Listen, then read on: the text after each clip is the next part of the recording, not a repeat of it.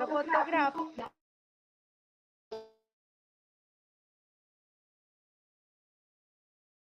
solicitamos que lo haga saber al equipo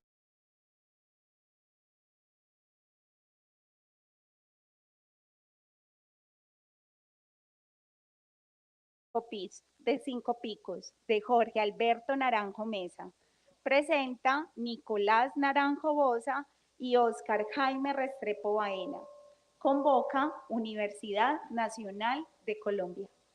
Les damos paso a Janet, que va a hacer una corta presentación.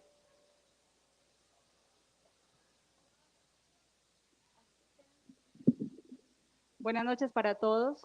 Pues reciban una cálida bienvenida a esta presentación de La Estrella de Cinco Picos, una novela de la Facultad de Minas. Esta novela hace parte de la Biblioteca Jorge Alberto Naranjo Mesa, un proyecto interuniversitario del que la Universidad Nacional de Colombia hace parte y se alegra mucho por ello. Como nos dijeron hace un momento, pues van a estar conversando Nicolás Naranjo Boza, magíster en estudios hispánicos del Boston College de Massachusetts, conferencista, ensayista, investigador, escritor y traductor. Editor del cuaderno de materia prima de F. Gómez, croniquilla y cuento de F. Gómez de la colección Palabras Rodantes de Confama y El Metro. Y de la revista Palabra Viva de la Biblioteca F. Gómez de la Universidad Nacional. Ha publicado textos sobre filosofía presocrática y Leonardo da Vinci, ha dirigido un grupo de estudio de historia de la Facultad de Minas y es el editor académico de la Biblioteca Jorge Alberto Naranjo Mesa. Con él estará conversando Oscar Jaime Restrepo Baena, ingeniero de Minas y Metalurgia en la Facultad de Minas de la Universidad Nacional de Colombia, sede Medellín, con maestría en evaluación de impactos ambientales y doctorado en metalurgia y materiales de la Universidad de Oviedo, España. Realizó estancia postdoctoral en el laboratorio de I+D de la empresa Nubiola de Barcelona, España, donde además se desempeñó como director de investigación y desarrollo. Se encuentra vinculado como docente en el Departamento de Materiales y Minerales de la Facultad de Minas de la Universidad Nacional de Colombia. A ustedes dos, entonces, muchísimas gracias por aceptar esta invitación a conversar y a ustedes, gracias por estar acá con nosotros.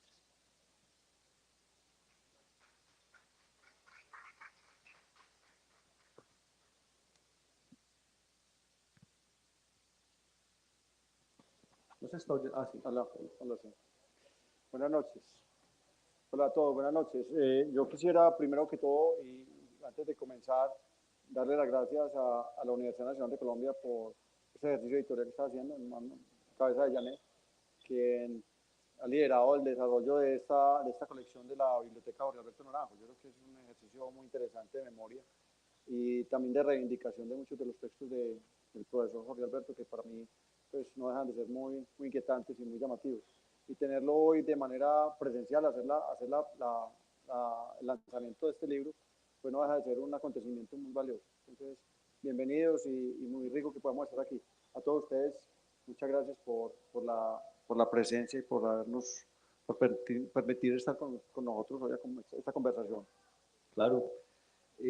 Yo quisiera decir que Oscar Jaime fue un alumno de mi padre, de Jorge Alberto Naranjo Mesa, muy cercano, muy querido por él, y mi padre dejó huella en algunas personas al punto de que él sentía que su legado había pasado a otros. Y Oscar Jaime es uno de esos alumnos que él sentía que había realmente sido permeado por su conocimiento y por lo que había dado. Entonces, es muy interesante poder estar con él aquí. Yo amo profundamente a mi padre, lo respeto mucho y aprendí de él no solo como hijo, que aprendí muchas cosas, sino como un discípulo más, ¿no? De su legado, de su escritura, de su ciencia, de su filosofía, de la sociología, en fin, de tantas cosas. Esta novela, pues voy a hablar un poquitico sobre él, ¿cierto? Sobre el autor. Si quieres, Oscar Jaime, me interrumpes para agregar cosas. Voy a hablar un poquito sobre él para que como que podamos contextualizar la obra, ¿cierto? Mi padre fue un ingeniero, estudió ingeniería civil, él no concluyó la carrera, pero luego, por sus estudios de física, volviéndose profesor de física de la propia Universidad Nacional, de pronto sintió que le quedaba cortico un poco lo que estaba haciendo en física porque quería aplicar mucho más lo que estaba haciendo y decidió pasarse a la Facultad de Minas, donde estaba la ingeniería. Y entonces allí desarrolló realmente mucho de ingeniería hidráulica. Es un área de mucha paciencia, de mucho detalle, pues implica una física, una matemática fuerte, muy detallada, muy linda. Y él vivía muy contento con eso. Pero al tiempo, desde que era niño, había sido formado en humanidades en su familia y era escritor. Desde los 11 años hizo una novela William Hastings, que era una especie de cómic, ¿no? Y estaba escribiendo todo el tiempo. Ya para los 30 años era un muy buen sonetista, por ejemplo. Es un ensayista, yo diría fuera lo normal, porque maneja muy bien el ensayo. Es muy bueno en su exposición ensayística sobre ámbitos como el antioqueño o el colombiano o la literatura universal o la filosofía de los grandes filósofos. Estoy hablando de Lucrecio o Spinoza o el propio Nietzsche, muchísimo sobre Nietzsche, muy hermoso. Gilles Deleuze, el gran filósofo francés, Blanchot y Foucault y pues muchas otras áreas, y tiene un honoris causa en sociología. Él trabajó en la Autónoma Latinoamericana, entonces digamos que es un hombre de varios lados, ¿cierto? Como que no hizo la división entre las humanidades y las ciencias como se acostumbra en las universidades, y una buena parte de su propuesta es esa, que no hagamos esa división, que no nos cerremos a ninguno de esos ámbitos. Y a la gente de humanidades le pedía, mire, ábrase a las ciencias, y a la gente de ciencias le pedía, ábrase a las humanidades, porque mostraba que eso posibilitaba muchas cosas en el conocimiento. Entonces era novelista, no solo tiene la novela de la que vamos a hablar hoy, también hay una bastante conocida en la ciudad llamada Los Caminos del Corazón, que también estará siendo parte de esta biblioteca. Esta biblioteca la hacen muchas universidades y la Universidad de AFIT lideró pues la idea de sacar la biblioteca, pero le pide a otras universidades que colaboren y la Universidad Nacional se encargó particularmente de esto. Entonces, bueno, vamos a la novela para no... ¿Querías de pronto agregar algo? No, de todos modos yo a Jorge Alberto lo conocí, pues inicialmente yo lo conocí a él cuando yo era estudiante de colegio. Así. O sea, yo antes de que fuera su estudiante lo conocí en una de esas conferencias de la Biblioteca Pública Piloto en la que yo solía ir cuando estaba en el colegio. Yo era estudiante del colegio Marco Fidel Suárez, y el Marco Fidel yo diría que tenía sede alterna en la Biblioteca Piloto, o sea, porque era un sitio de encuentro. Y cuando teníamos paros en el colegio, que no eran poquitos, entonces terminábamos en la Piloto. Ese era un poco pues el tema. Y en una de esas conferencias, yo lo tengo muy claro porque creo que estaban haciendo una reivindicación de los nadaístas en el año, no sé, 83 creo que fue, que estuvieron por aquí, y un lanzamiento de las conferencias de los nadaístas, y yo fui a los nadaístas, y al otro día fue una conferencia de él, que también lo conocí ahí. Entonces, lo oí hablando del agua, pero no desde el punto de vista de la ingeniería, sino desde el punto de vista del agua como mundo del espacio natural, o sea, de la ciencia natural. A mí me llamó mucho la atención. Después, cuando entré a la Facultad de Minas como estudiante, me lo encontré. Entonces ahí lo vi en la faceta digamos, de profesor de mecánica de fluidos, que fue ahí mi primera aproximación. Ya después, a lo largo del tiempo, en ese paso por los años universitarios, fui su monitor en uno de sus cursos, y ya después me lo encontré en otras dimensiones pues muy diferentes. Cuando yo entré a la universidad como profesor, rápidamente le fui a hacer la visita, pues al otro día tal vez, y me invitó a participar del curso de mecánica del medio continuo. Entonces, el primer curso que yo dicté en la universidad, yo tenía un curso pues obligado pues como profesor que entré, pero invitado por él al curso de mecánica del medio continuo, porque cuando él lo montó en su momento yo estaba ahí pendiente. Entonces, fue pues, digamos, una trayectoria larga, desde estudiante de colegio, estudiante universitario, después como profesor de la universidad. Digamos que en ese ámbito me lo encontré siempre. Y ya después, de alguna u otra manera, empecé a conocer un poco más de él como persona. Entonces, bueno, yo lo que has contado ya es un poco más amplio al general, pero pues yo creo que es en esa dimensión. Perfecto. Y en esa dimensión está un poco la novela, ¿no? La novela que hoy estamos pues comentando y haciendo el lanzamiento. no deja de ser un poco la historia de él a su manera. Es como él como veía la Facultad de Minas, un espacio también muy natural para él. Claro. Yo creo que de alguna manera el espacio de la Facultad de Minas, o ese espacio era el eje, digamos, la disculpa que él tenía para reflejarse un poco en ese entorno, y cómo se mostraba en ese entorno. Claro, es un poco lo que yo quería plantear inicialmente.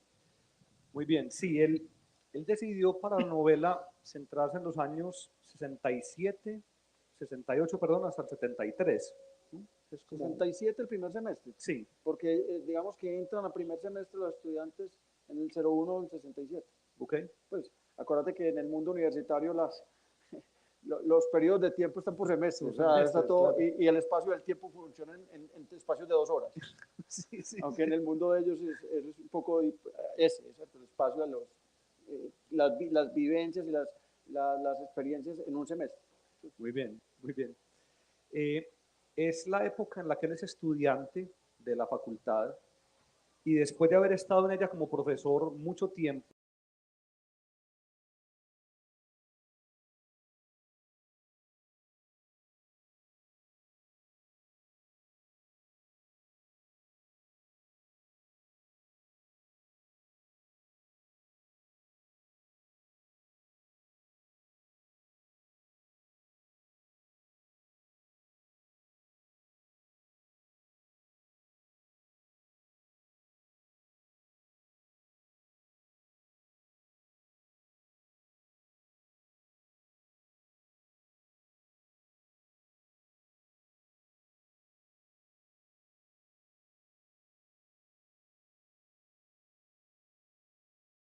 pero pues eso no es como tan importante, sino el hecho de que decidió, a pesar de que le propusieron escribir la historia de la Facultad de Minas, él en un momento dijo, no, eso es demasiado amplio.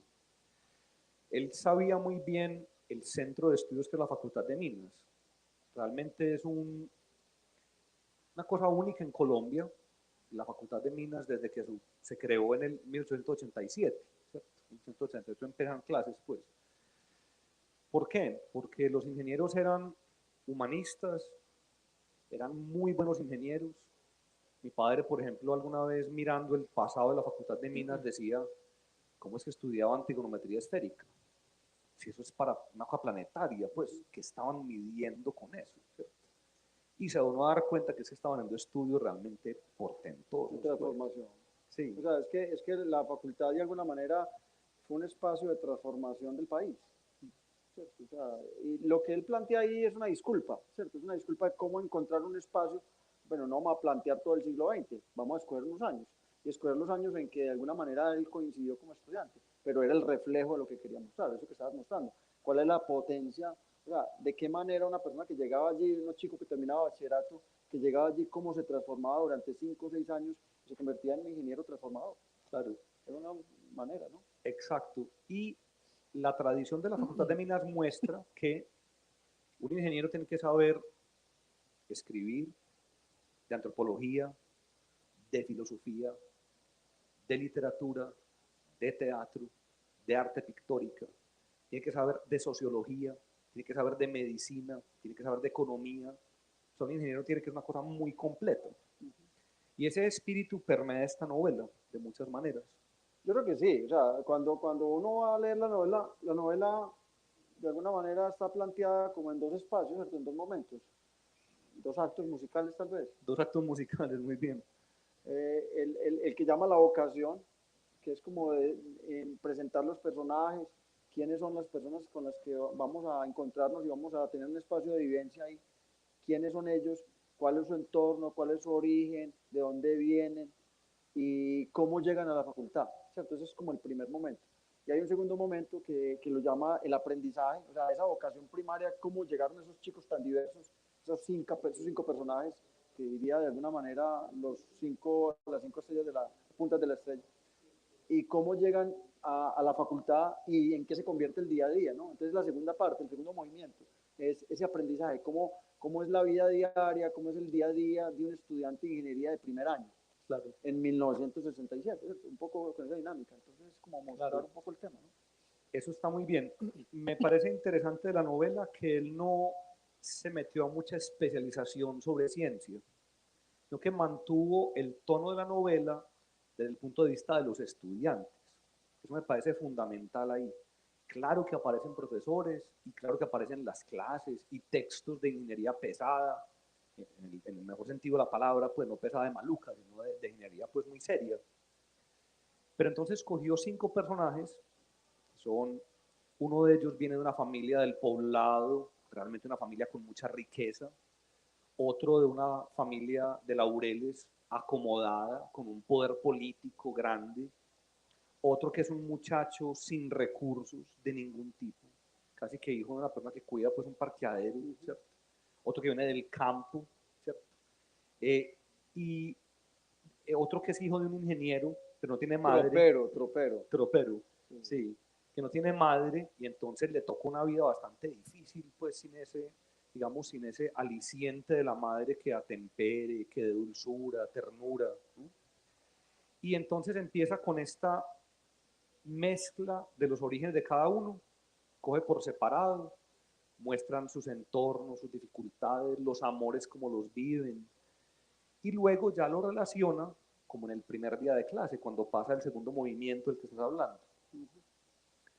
Pero él dice lo siguiente, esta primera parte la hice para probar que cuando alguien escoge estudiar ingeniería, el azar es muy grande.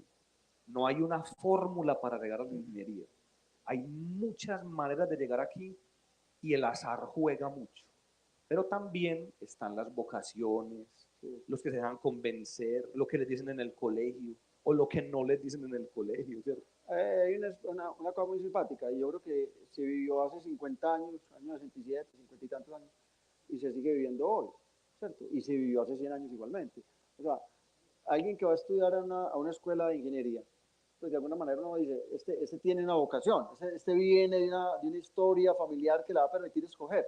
Y eso se cumple en un caso, que se hacen dos, ¿cierto? Que es el del hijo, el estudiante, Luis Fernando Acosta, el hijo, el que el papá es un ingeniero de una empresa de ingeniería, formado, con tradición, quiere que su hijo maneje su empresa, quiere que su hijo sea el que lo siga, el que cumpla todas las cosas. Es decir, uno dice, la vocación de este chico es la del papá, tiene toda su información, ¿cierto? Tiene su historia. Pero yo creo que de alguna manera el libro también está planteado en que cuenta un poco el origen de cada persona, ¿cierto? De cada personaje. Entonces, en el caso de Acosta, pues es muy claro que podía tener su línea de que iba a ser ingeniero, que tenía todas las facilidades para ser ingeniero, que tenía toda la disposición del papá para ser ingeniero, no tanto de la mamá, pues o la mamá de alguna manera tratando de frenar ese ímpetu del papá, pero tenía todo para eso. ¿Cierto? Claro. El caso, Y le va mal con ese asunto, ¿no? Que es muy bonito mostrarlo. Esa presión excesiva del padre termina haciéndole daño en ese sentido, ¿no? Y lo muestra la novela. Sí, al final el pelado explota, ¿no? Al final claro. Termina en otro lado y termina pues se va de la escuela de minas. Claro, termina reventando. Pero es eso, ¿cierto? Es la historia de ese chico que uno puede pensar, tiene todo dado para que sea el ingeniero de la facultad, que cumpla con todo lo que le dejó su familia y su papá, y sea exitoso, además que es buen estudiante. Pero también está el caso de este chico Gerardo, ¿cierto? Gerardo Luaga, que es el hijo de un mecánico de Barrio Triste, ¿cierto? Sí, o sea, entonces, como un chico que viene de Barrio Triste, que el papá no tiene cómo pagarle pues a duras penas terminar el colegio, y la expectativa mayor es que el pelado termine el colegio y para que se ponga a trabajar, claro, se ponga a trabajar con el papá para que le lleve la casa. Pero de alguna manera ese papá y mamá dijo, no nos podemos quedar aquí perpetuando pobreza, ¿cierto? Vamos a hacer el esfuerzo, y el señor de la tienda que les presta para poder pagar la facultad. Es decir, todo eso está reflejado en la novela, ¿cierto? Está reflejado ese entorno de una persona que no tendría una vocación clara, que no tenía de alguna manera la expectativa de ser un ingeniero de la facultad, pero llega y lo logra, ¿cierto? Y se logra meter ahí. Entonces también está claramente mostrado ese tema, ¿cierto? Claro. Y las distintas regiones de la ciudad, es otra cosa que tiene muy claro en la novela, porque como era sociólogo, él decía, mire, esto es una cosa comunal, estamos en una ciudad donde esto es una cosa de comunidad, esto lo armamos es entre todos, ¿sí? Es tan importante lo vaina como el poblado, no se quede en una sola área de una ciudad, ¿cierto? Conózcala, conózcala. Y los se personajes gasta. vienen de esas regiones. Claro, y se gasta un ratico describiendo los espacios, ¿cierto? O sea, Claro. mostrar. Es decir, leer la novela de alguna manera es viajar por Medellín en los años 60, porque te describe las calles, entonces describe cómo te comunicas de la Facultad de Minas a la América, Sí. describe cómo viajas por Laureles al Poblado, describe cómo viajas a Lovaina, pues claro, porque Navarro termina por ahí haciendo su diablura en Lovaina, ¿no? Sí, sí. Es decir, esos espacios de la ciudad están mostrados claramente. Claro. Pero además de eso también hay diría yo que un poco, yo creo que lo habíamos conversado, de en qué momento él quiere mostrar un poco la Antioquia rural, pues, es decir, las relaciones que existen en Antioquia en la primera mitad del siglo XX, y ahí está este chico Camilo Herrera, ¿no? Que es el chico Sí, que decías que es de pueblo, de Abejorral. De Abejorral. Entonces, describe Abejorral, describe Sonsón. la vía por Sonsón, exacto. Las relaciones de su papá, que era un señor finquero, pero absolutamente Terrible. Sí, ¿cómo se llama? ¿Qué diríamos a eso? Un tipo de... No, un gamonal. Sí, un gamonal total, ¿cierto? Y además sus relaciones con sus trabajadores, eso está escrito en la novela, Claro. se ve ahí. Entonces yo creo que uno también no solamente se limita a plantear lo que era la ciudad, sino también el entorno de la ciudad. Y yo creo que eso también es un mérito de mostrar la novela ahí. Sí, pues él estudiaba mucho novela inglesa, novela francesa, novela alemana, los rusos le encantaban, ¿cierto? Y también estudiaba la tradición peruana, leía a Ricardo Palma, ¿cierto? Leía a César Vallejo, pues leía muchas obras muy interesantes. Y entonces él encontraba en esas obras una riqueza. Ellos decían, es que mira, Balzac, Flaubert, esta gente habla de los espacios exteriores a las ciudades, cómo conforman la ciudad. Y nos está diciendo con la novela, mire, es que aquí esta ciudad fue creada por gente de pueblos. Y eso no se nos puede olvidar. Y eso está arreglado en la novela. Cuando le dice a él que por cualquier circunstancia, pues no puedo contar la novela, pero de alguna razón, hay un momento en que hay una ruptura en esa familia, ¿cierto? El papá dominante, el gamonal, esclavista, la mamá rezandera, ¿cierto? La mamá rezandera, claro. ese entorno ahí. Y de un momento eso se rompe y el único refugio es irse para Medellín, ¿cierto? Irse para Medellín y llegar a un barrio llevan a Buenos Aires, ahí está el plan. Entonces, las casas de Buenos Aires, describir cómo son las casas, está claramente mostrado cómo vivían en Buenos Aires, una gente que viene del pueblo, que tenían recursos, pues un poco para vivir, pero un poco empujados por el abuelo, pero es como llegar a vivir a Medellín. Buenos Aires es un barrio obrero, años 60, claro, que de alguna manera empieza a incubar una clase media, que es la que genera el desarrollo de la ciudad. Eso, o sea, uno puede encontrar todo eso ligado ahí en una historia de la facultad. O sea, yo de alguna manera es tema, ¿no? Está diciendo, mire, es que esto es un centro como un nodal, ¿cierto? Aquí llegan muchos caminos, aquí confluyen muchas cosas. Habla de los viajes del padre de de Acosta, ¿no? Perdón. De José Alfonso Navarro. De José Alfonso Navarro, perdón. Claro, por sitios ya lejanos, distantes, haciendo puentes y vías, pero pues estoy hablando pues ya lejos de la ciudad, ¿cierto? O está el barrio Naranjal. Mi padre me contaba, mire, cuando yo pasaba por Naranjal chiquito, eso era la delicia. Usted caminaba por una acera y era el aceite de los carros regados, las tuercas, los tornillos, las llantas, y uno decía, qué vida la de estos mecánicos. No es sino dar una mirada a una cuadra así y esto es mecánica pura. Ya son escuelas de mecánica sin que se nombren así, ¿cierto? Y él mete eso ahí y dice, vea, de aquí sale gente que llega a la escuela de minas, a la facultad de minas, ¿no? Y hay una historia pues también muy interesante que a mí por lo menos me interesó mucho en su momento también, es la historia del ingeniero Navarro, el papá, que era el ingeniero que estaba haciendo carreteras en los pueblos, que estaba haciendo un puentecito en una vereda, pues un ingeniero de campo, trochero, claro, y desarrollador de infraestructura, convencido de lo que estaba haciendo. Es decir, no es el ingeniero elegante como puede ser Acosta, pues el dueño de su empresa haciendo los edificios transformadores de la ciudad, sino que es el ingeniero de tropa, el ingeniero que está haciendo una carreterita para que la gente tenga entrada, ¿cierto? Para que las comunidades puedan tener acceso, ¿cierto? Sí, y el hombre, ese es su mundo, ¿cierto? Ese es un mundo. Absolutamente convencido de que ese es su labor, ¿cierto? Su trabajo. Y, y vive además pendiente de su hijo, pues hace una semana de trabajos y llega a la ciudad, le da vuelta a su hijo y vuelve y se pierde otra semana, pero nunca falla. Es como una presencia paterna, mire, yo trato de estar, de todas maneras trato de estar, así nos quede difícil. Y la manera como cuida a ese hijo a lo largo pues, de la novela es preciosa. Ahí yo creo que hay otro tema también, conexo a todo esto que está hablando, y es que además de las geografías rurales y ciudadanas, está también la descripción de las familias, Claro. ¿cierto? Hay familias completamente diferentes, ¿cierto? Están todas, Navarro, papá e hijo solos, no tiene mamá, el hombre quedó viudo, pues seguramente. Camilo Herrera, campesino, con su ruptura familiar de papá y mamá. Acosta, papá dominante, jefe, gerente de su empresa. Gerardo, el mecánico, pero también Tomás Ambrosio, que es el otro, ¿cierto? Ese es el otro personaje que vive en una familia muy intelectual.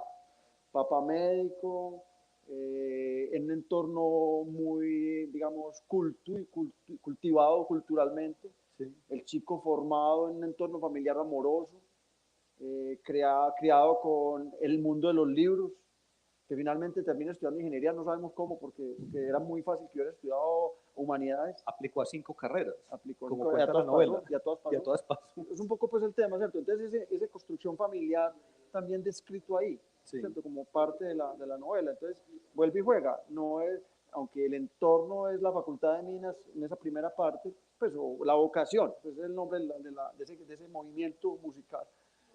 Finalmente es geografía, es sociología, pero también es historia, es cultura y es familia, claro. ¿Cierto? Que va a incidir necesariamente en la vocación de los chicos. Claro. Muy bien. Cuando llegan a clase la primera vez, entonces se describen cosas muy impresionantes como lo que sucede en un salón de clase. Las inquietudes que todos tienen, quién será el profesor, cómo lo tratará uno, los comentarios por lo bajo de los estudiantes. Uy, mírale la voz a este. Uy, nos pondrá a copiar mucho. Hombre, yo que tenía un cineclub ahora y con las tareas que nos pusieron ya no voy a poder ir al cineclub. Entonces desde el primer día empieza como un orden de trabajo tal que se dan cuenta, a ver, aquí hay que cambiar, hay que adaptarnos, esto ya no funciona como antes, ya no somos los mismos, entramos a otro mundo. Pues ve, yo hablo de experiencia como profesor de la Facultad de Minas. Uno encuentra chicos que comienzan la universidad a los 17, 18 años, digamos un poco el tema, y pasan 5 años en la universidad, ya a los 23, esa transformación es completa, ¿cierto? El chico que sale de la carrera no es el chico que inició la carrera.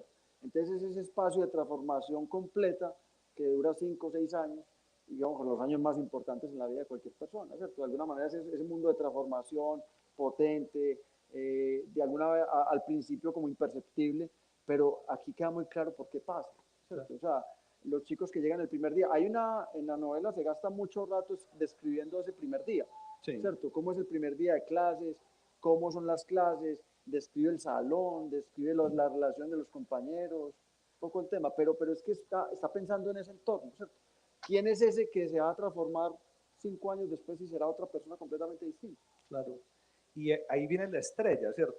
Los 5 son las puntas de la estrella y las dificultades que esa estrella va teniendo a lo largo del desarrollo de la novela, porque al final solo se van a graduar 3 de los 5 originales. Y entonces también está el estudiante que se fue, el estudiante que no resistió o que no quiso estar. Por ejemplo, con Luis Fernando Acosta pasa una cosa muy especial, y es que el padre está diciendo todo el tiempo, estudie, usted va a ser un ingeniero, y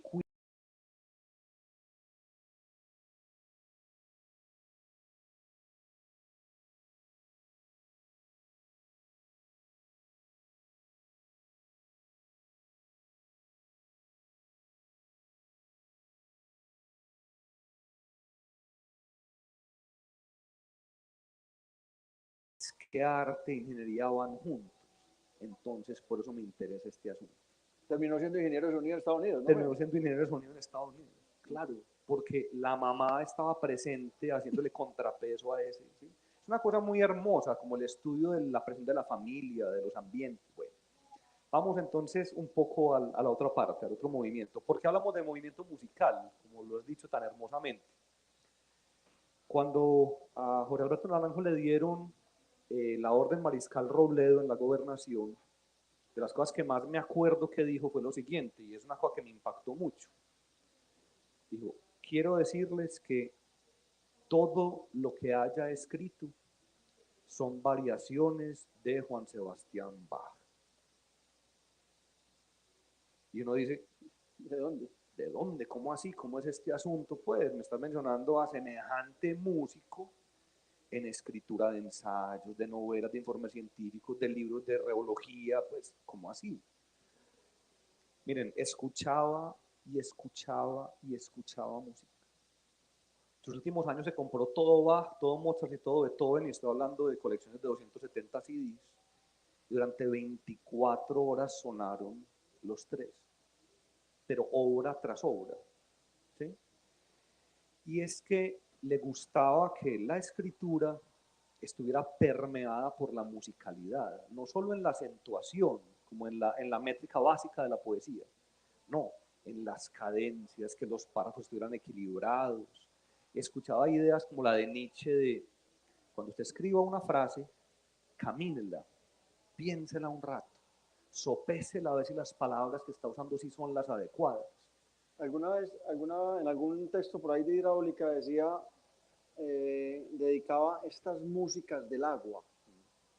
Es decir, había planteado que él había estudiado hidráulica porque era la manera en la que él podía encontrar la música que generaba la ingeniería. Entonces la música en la ingeniería la producía el agua. ¿Cierto? De alguna manera entonces uno decía, vamos a estudiar resaltos.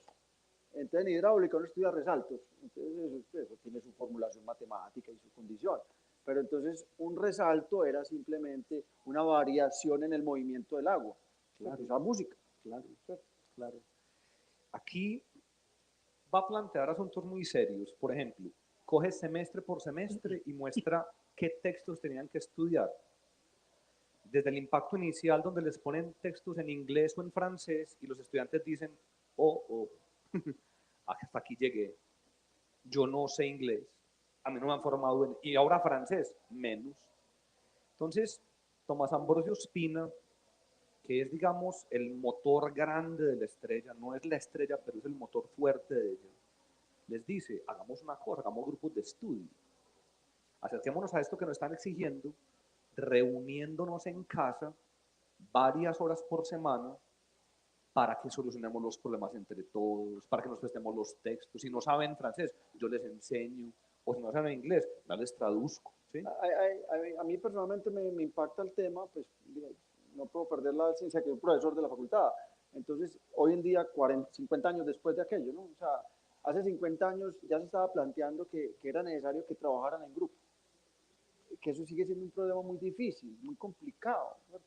El estudiante, y aquí se ven claro, los 5 orígenes diferentes hacen que cada uno tire por su lado, porque además son buenos estudiantes. Entonces los chicos llegan a la facultad, cada uno líder en su forma, y claro, cada uno va a pretender arrancar, pero llega Gerardo, un pelado que viene de un colegio de barrio, que los papás mecánicos, a duras penas graduó, pues se graduó bien, digamos que es el mejor estudiante de su salón, pero es un pelado que no tiene formación, claro, ¿cierto? Entonces, claro, llega a la facultad a estudiar un libro, los libros en inglés, jamás en su vida estudió una clase en inglés, ni había escuchado nada de inglés, y menos en francés. Las clases de geometría eran de un libro que se llama Reunión de Profesores, que a mí también me tocó.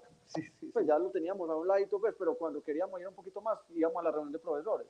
Y entonces la reunión de profesores estaba en francés. En ese momento era el libro de geometría. Entonces, ¿qué vamos a hacer? No hay otra que tenemos que estudiar conjuntamente. Claro. ¿Cierto? Entonces, las clases eran de las 12 del día hasta las 5 de la tarde, a la jornada que les tocó, de 12 a 5. Era como en la escuela. Sí. A mí también la clase, cuando me tocaba por la tarde, era 12 a 5, entonces era la misma jornada. Pero la jornada no terminaba ahí, sino que terminaba y lo que tenían que hacer es que tenían que ir a trabajar conjuntamente. Entonces, crear ese espacio. 9 de la noche, 10 de la noche, claro, todos a los trabajar días. conjuntos, a trabajar conjuntos. Y a pedalear conjuntamente. Entonces, ahí es donde tiene forma, bueno, la estrella tiene 5 picos, pero es una sola estrella, Claro. es una sola estrella. Entonces, eso está ahí planteado, esa reunión del grupo, esa reunión de trabajo, esa salir ahí mamados a las 9 de la noche después de todo un día de clase y al otro día sigue, ¿no? Sí, Sigue el tema. claro. Sí, la palabra que usaba pues mi padre era como moliendo parejo, ¿no? Bueno, Sí. Hay, eh, hay, hay una referencia pues, al trabajo duro de la facultad. Los textos que se hacen referencia ahí, textos de física, textos de matemáticas, que de alguna manera eran los libros que se estaban siguiendo en la facultad, pero eran los libros que se estaban siguiendo en cualquier escuela de formación de ingenieros en cualquier otra parte del mundo. claro, Los visionarios que había en la facultad, y eso hay que decir, los profesores viajaban, es decir, los profesores que estaban ahí en ese momento tenían noticias de qué libros estaban saliendo en Estados Unidos para estudiar ingeniería, y esos libros llegan aquí. claro. Sí, eso era obra de profesores que menciona aquí Sí. con mucho detalle como Darío Valencia, ¿cierto? Pues, o Peter Santamaría, el decano. Están tratando de formar a la gente para que estuviera al nivel de Estados Unidos en ese momento. Era muy especial. Llega un equipo de Berkeley, por ejemplo, ¿no? Pues lo abren por primera vez en la novela el equipo para armarlo y hacer un laboratorio con él. Y está llegando una cosa de Berkeley directamente, pues. A nosotros en los años 80 nos tocó ver laboratorios, yo fui estudiante en los años 80, ¿cierto? O sea, 20 años después de lo que plantean ahí, y los laboratorios que se describen fueron los que hicimos. Es decir, el laboratorio de hidráulica que nosotros, las clases de hidráulica que nosotros teníamos en los 80 eran los que estaban montando en ese momento, ¿cierto? Los montaron porque los trajeron de Estados Unidos en esa época. Sí. Y están descritos ahí, están descritos y bueno, en ese sentido sí es muy llamativo el término.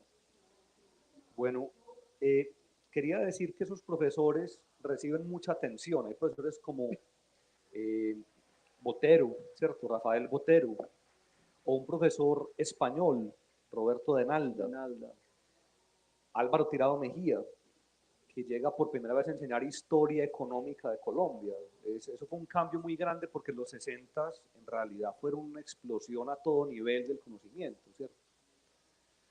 Roberto Denalda les enseña lenguaje, entonces les dice, mire, les voy a enseñar lo siguiente.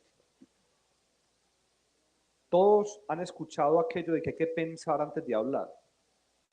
¿Qué piensan ustedes sobre eso? Entonces les plantea eso en clase. Y entonces uno dice, no, me parece muy bien, y de pronto les pone lo siguiente en el tablero. No se expresa lo que se quiere, sino lo que se puede expresar, de acuerdo con cuál es el dominio de la lengua que posee quien desea expresarse. No hay pensamientos separados del lenguaje. Es el lenguaje y el pensamiento que van de la mano. Entonces uno dice, entonces a un ingeniero le están proponiendo un estudio de SOSIR, de toda la lingüística pesada, pues efectivamente, lo que muestra es eso. Y les muestra como un profesor como Denalda les enseñó política y les dijo, mire, no se quede pensando en este valle solamente. Este planeta es muy grande y están pasando cosas en mayo del 68, están pasando cosas en Praga, están pasando cosas con el comunismo, con Sartre, por favor, ábrase a estas cosas. Y de pronto Denalda les dice, vaya después de clase a mi oficina y hablamos de política. Y uno dice, mira, pues o sea, hay una conciencia grande de que el humanismo debe ser parte de la vida del ingeniero. Denalda muy pues yo no conocía a Denalda, nunca lo conocí, tenía referencia alguna vez, pero no. Pero después supe que era una exiliada de la guerra civil española, claro. De tantos migrantes que tuvimos en América. Colombia fue tal vez de los que menos recibió. México y Argentina recibieron cantidad de intelectuales. Pues, los intelectuales españoles todos terminaron por aquí, pero menos en Colombia. En Colombia no es el sitio de donde más llegaron. Sin embargo, uno ve que siempre hubo alguien y ese permeó la educación, ¿cierto? Sí. Llegó a una escuela de formación de ingenieros y esa escuela tuvo la apertura de recibir una persona como esta, ¿no? Sí. Que de alguna manera eso reflejó. Eso finalmente en los años 70 con la creación de la Facultad de Ciencias Humanas pues ya se rompió, pero creó el pensamiento, ¿cierto? Creó digamos, la política de formación de ingenieros con un humanismo muy claramente marcado. Y eso es notable en una facultad de ingeniería, ¿cierto? Si hubiera, pues que Marta Traba fuera a dar conferencias allá, o que Jorge Alameda fuera a dar conferencias allá, o que Fernando González fuera a dar ¿no? conferencias El allá. mismo Álvaro Tirado fue el profesor de la facultad. Es decir, Claro. Álvaro Tirado Mejía después fue fundador de la Facultad de Ciencias Humanas. Y pues todos sabemos la calidad de intelectual que es el hombre. Pero fue joven profesor de la Facultad de Minas. Claro. O sea, era el profesor de historia de la Facultad Claro. de Minas. Pues, llamativo. Claro, y eso está muy mencionado. Por ejemplo, Darío Valencia aparece 4 veces en la obra, ¿cierto? Por la trascendencia de estas personas. Pero también aparecen las protestas estudiantiles de esos años, la importancia de las asambleas estudiantiles, los problemas políticos, ¿no? Cómo permeaban la facultad. Y sin embargo está el planteamiento. Nunca se dejó de estudiar. Estábamos en la protesta política, pero nunca dejamos de estudiar, cosa que hoy en día es muy distinta, ¿no? Pues nos hemos quejado de que a nosotros todo nos llega tarde, ¿cierto? Todo nos llega tarde a Colombia. Sin embargo, de alguna manera las semillas también estaba ahí, que no, quizás no explotó como pudo haber explotado en otro lado al mismo tiempo, pero la semilla estaba ahí, la creación o el espacio de discusión, el espacio de cuestionamiento. Estaban los profesores que no querían saber nada del entorno, pero estaban los profesores que estaban generando conocimiento y transformación. Y no solamente era Francia, pues Katy, la que era la novia de Tomás Ambrosio, se fue para Francia en el año 68, o sea, y le tocó en principio vivir lo que, pues, por lo menos lo presenta ahí. Sí, sí, pero ¿por qué se fue una persona que estudiaba aquí en Medellín y se fue a vivir a Francia? ¿Cierto? Pero también estaban los movimientos sociales norteamericanos claramente fuertes, o sea, ese movimiento social norteamericano fue muy duro. Y no solamente el hipismo, es que el movimiento social que se planteaba en las universidades se estaba reflejando también aquí. Eso se ve claramente en la novela. O sea, la novela no es indiferente a ese entorno social. O sea, no es la anécdota, no solamente la anécdota de los estudiantes de ingeniería en la Facultad de Minas que van a clase y entonces describen el salón. Sí, eso también está. Se describe el salón y se describe la manera como es el día a día, pero se describe y se entiende por qué el cambio, por qué se están moviendo esas cosas, por qué hay protestas callejeras, por qué los chicos después de clase se van a protestar. Claro. Y los profesores van y los acompañan, entonces hacen la marcha por las calles de Medellín. Eso está en la novela, ¿cierto? De alguna manera reflejado. Claro, y llega el momento donde el ejército está ahí a punto de disparar, y entonces todos llegan y se sientan para calmar al ejército, pues, o sea, cosas ya realmente de muerte, pues. Que fueron reales. Que fueron reales, claro, eso estaba aquí y estuvo. Ahora, está muy claramente tal vez lo que más le interesaba a mi padre, dejar claro que si usted quiere llegar lejos en el conocimiento, eso es posible aquí donde estamos sentados. Que usted no se tiene que ir para Berkeley ni para Berlín tampoco. Que si usted quiere su propio universo, usted puede sacar de aquí el conocimiento también. Hay un llamado de atención, tremendo, permanente, tremendo. y además no solamente un punto, sino que es permanente, ¿cierto? Está permanente, a través de la anécdota, está contado en la novela a través de la anécdota. Obviamente, pues yo creo que como novelista se da sus historias, se da sus licencias, porque pues seguramente muchos de los temas son tomados de la realidad y otros son complementarios propios del novelista. El novelista pone ahí lo que quisiera ver y lo que quisiera complementar, pero es el llamado de atención permanente. Es la vida estudiantil reflejada en la transformación de las personas. Y lo que decíamos ahora, esa vida entre los 18 y los 25 años, poco más como absolutamente transformadora. Entonces, es el chico que va desarrollando todo su inquietud, o que está enamorado. Las novias, el amor es otra cosa claro, tenaz de esa obra. Claro, cómo se van dando los amores de los jóvenes que se transforman. Es que realmente esa es la vida donde nos transformamos, y lo digo personalmente, ¿cierto? O sea, claro. Llegamos a descubrir los compañeros o las compañeras que son compañeras de vida, ahí, ese espacio de vida completo, ahí, ¿cierto? Es ahí en ese espacio, en ese momento, que eso está ahí planteado. A manera hay ahí 3 relaciones dentro de los chicos, 3 relaciones digamos, de pareja, la de Gerardo, la de José Navarro, Alfonso Navarro, y la del mismo Tomás Ambrosio. Claro. Ellos los 3, con sus novias, y cómo evolucionan esos amores juveniles que se van transformando y que se van desarrollando y con toda su picaresca. Pues, es decir, hay tiempo para eso y que es fundamental para la formación de ellos como personas, claro, ¿cierto? O sea, esos amores vividos como jóvenes estudiantes son el aliciente y el complemento para esos ingenieros que van a transformar después, ¿no? Y algunos terminan casados, ¿no? Sí, pues, creo que Entre ellos, muy Navarro rápidamente tenía que casar, no sí, tenía sí, sí. qué hacer. Sí. Debo decir que en una entrevista sobre la estrella, él comentó que él hubiera deseado escribir la tercera parte de ya que le pasó a todos estos El personajes, tercer movimiento.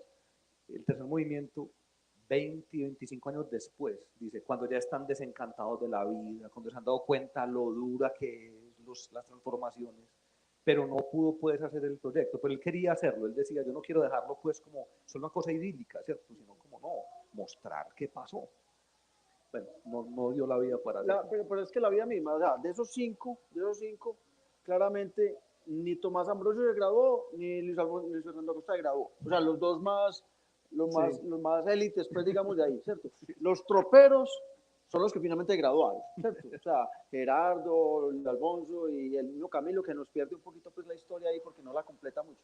Pero, pero, pero, pero cada uno de ellos a su manera, cada uno de su mundo, y eso es el entorno que estamos viviendo, ¿cierto? Cómo lograron desarrollar sus carreras, sus vidas, su entorno, pero más que la anécdota de qué pasó con Navarro después de 50 años de haber vivido casado y qué pasó, pues tendrá nietos y cualquier cosa de esas, es qué pasó en ese entorno, cómo se transformó la universidad, cómo se transformó la ciudad, cómo se transformó la vida misma que dio lugar a que eso pasara. Pues, claro, de alguna manera queda ahí como la inquietud, ¿no?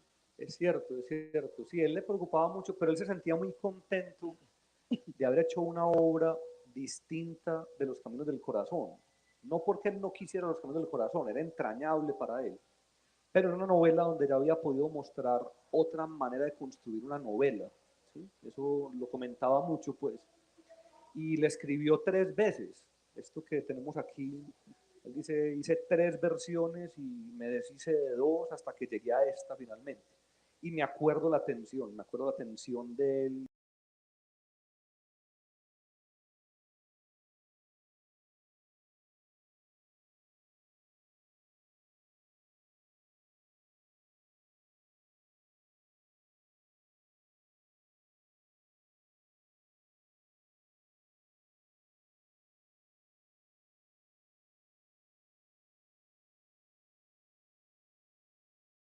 A la facultad. Pues. Me acuerdo pues de esas dificultades del escritor con esto, ¿cierto? Bueno, Antes de que terminas, yo quisiera, hay un temita que también me parece que es importante ahí, y es el modo cariñoso en la que él se refiere a las compañeras, mujeres, claro, estudiantes de la facultad, que eran muy poquitas, ¿cierto? Es que es poquito. una cosa rara, o sea, no era, la facultad no estaba hecha para mujeres, ¿cierto? Estamos en un entorno muy machista, un entorno, no había ni baños para las mujeres. Sí, sí, sí. Entonces, Eso es notabilísimo ahí, porque de hecho en la primera versión él no lo menciona tanto, y unas compañeras de él de la época que leyeron la obra le dijeron, Jorge, mira, esto nos pasaba. Entonces dijo, pero claro, ¿cómo no se me ocurrió? Fue un llamado de atención de mujeres, ¿no? sí. Mire, métanos ahí. Entonces él, claro, dijo, claro, debo hablar de esos asuntos, ¿sí? Que era, por ejemplo, que el profesor fuera a repartir exámenes y se lanzaran 30 muchachos y la mujer queda estrujada entre todos y nadie tiene como la decencia de decir, hey, cuidado con la mujer, pues, ¿cierto? Ni siquiera una cosa tan básica, pues. Y luego cómo entran María Elsie o Norma Botero, Norma ¿cierto? Lucía, Botero, que después fue profesora de la facultad y pero excelente, pues. claro, y era muy buen estudiante. Es decir, se refiere ya de una manera muy cariñosa y digamos muy positiva, digamos muy reivindicativa al papel de las mujeres que ya después pues, se abrió, pero como pioneras, los años 60, pues es increíble que la Facultad de Minas haya sido tan cerrada completamente hasta los años 80. Es que hasta ayer, en los años 80, eran muy poquitas las mujeres que había en la facultad. Claro, claro. Un tema muy interesante. Sí, sí, es un tema muy interesante, así como el del arte, por ejemplo, cuando él habla de Pedronel Gómez, ¿cierto? Habla de los murales, habla de cómo la arquitectura y el arte del espacio de un centro de estudios de ingenieros es un centro artístico, para mostrar que, mire, es que tenemos que tener sensibilidad, es que la vida se trata de abrirse a la sensibilidad que tenemos que tener, ¿no? Como el gran mensaje, pues, creo yo, de la obra. Yo iba a leer un fragmento que creo que ya no nos da mucho tiempo. Ya nos están haciendo como señitas por aquí que tenemos ya como tiempo de terminación. Bueno, pues quería simplemente decir esto. Eh, hay dos momentos ya donde hay una conversación muy seria entre profesor y alumno. Una es en clase, donde el profesor de lenguaje les dice a los ingenieros, esto que les acabo de decir, lo pone en el tablero, dice uno solo puede expresar aquello que puede, tiene capacidad lingüística para expresar. Y entonces le pregunta a Tomás Ambrosio, el profesor, ¿usted por qué es ingeniero? Y responde Tomás Ambrosio, estoy convencido de que cuando uno piensa, hay unos movimientos internos que hay que saber estudiar. Porque antes del pensamiento están los movimientos que dan origen al pensamiento. ¿No? Podría decir son pulsiones, otros diría unas capas tectónicas de las ideas, se mueven por ondas como el agua, ¿cierto? Y entonces el profesor se queda como, oiga, pero esa idea suya está muy elaborada. Pues yo no esperaba que un muchacho que esté estudiando ingeniería me diga una cosa así, pero veo que lo tiene muy claro. Y por lo tanto, le sugiero que persevere por ese camino. Entonces el estudiante le dice, es que la física, la química, la trigonometría me deben ayudar para eso también. Y uno dice, ah, mira la magia que está buscando cada cual aquí y hay espacio para ello, ¿cierto? Esa es una, que me parece grandiosa pues en la obra. Y la otra, más tremenda todavía, es con Rafael Botero, que tuvo que hacer los estudios para que la consolata, la iglesia, no se cayera con esa forma que tiene, ¿cierto? Y se sostenga. Entonces el estudiante va y le dice, profesor, vea, yo estoy aburrido, lo que le pasa a cualquier estudiante en la carrera. Estoy aburrido, yo no sé si yo me quiero dedicar a estas mediciones todo el tiempo, esto es muy tedioso. ¿Dónde están los momentos como de éxtasis? Entonces Rafael Botero le va diciendo, mire, así como Goethe sabía que solo hay ciertos momentos de alegría completa, uno tiene que pasar por los momentos oscuros y de pronto llegan a esos momentos lindos, pero sepa aguantar, váyase formando en eso. Es más, le voy a decir lo siguiente, cuando usted estudia física, le voy a citar estas palabras y le cita a un gran físico. Los que estudian física se pueden dar por muy bien servidos de repetir muy bien lo que ya han dicho muchísimos antes muy bien dicho. Y de pronto por ahí pueden dar una nota nueva en música, pero si trabajan muy a fondo. O sea que hay que aprender a repetir lo de otros y eso va llegando, ¿cierto? Pero desde el tiempo. Es un llamado de la novela, es, usted quiere conocer, mire, se puede conocer lo que usted quiera al nivel que usted quiera, pero ábrase al tiempo, deje que el presente opere. No se castre usted mismo su vida, ¿no? Es como lo que está diciendo todo el tiempo la obra. Bueno, son mensajes de la obra muy bellos. Yo creo que en un buen momento llega la obra, la universidad hizo el ejercicio, la ciudad y las universidades de la ciudad hicieron el ejercicio de crear esta biblioteca Jorge Alberto Naranjo, y creo que es una muy buena oportunidad para que los chicos jóvenes que se están formando hoy como profesionales, pues tengan ahí una muy buena oportunidad. Un apoyo. A Janet, muchas gracias por todo el apoyo pues, para sacar esta obra, ¿cierto? A la Universidad Nacional, a EAFIT. Oscar Jaime, muchas gracias por esta conversación. Nicolás, muchas gracias a vos. Es muy grato oírte, hablas muy rico No. y tenés un cariño por mi padre que se trasluce pues en lo que estás mostrando. Muchas gracias por estar aquí. Es una vivencia, realmente es una vivencia, es un agradecimiento. Cada quien tiene su forma. Yo tengo algunos maestros que formaron mi línea profesional, indudablemente Jorge Alberto está ahí. Muchas gracias. Yo no sé si alguien tiene alguna pregunta. ¿Alguien quiere comentar algo, hacer una pregunta?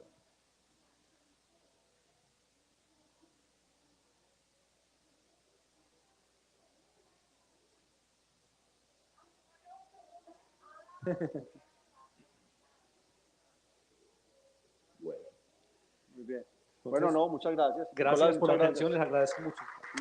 Y aquí está la novela, la pueden conseguir acá. Yo creo que es un espacio, no se van a arrepentir. La Universidad Nacional y este es un esfuerzo muy interesante, entonces pueden adquirirla aquí fácilmente. Claro que sí. Muy bien, muchas gracias. Gracias. Hombre, Muchas gracias. te agradezco. Les damos gracias por su presencia en la fiesta del libro de este año. Ya está culminando. Y gracias también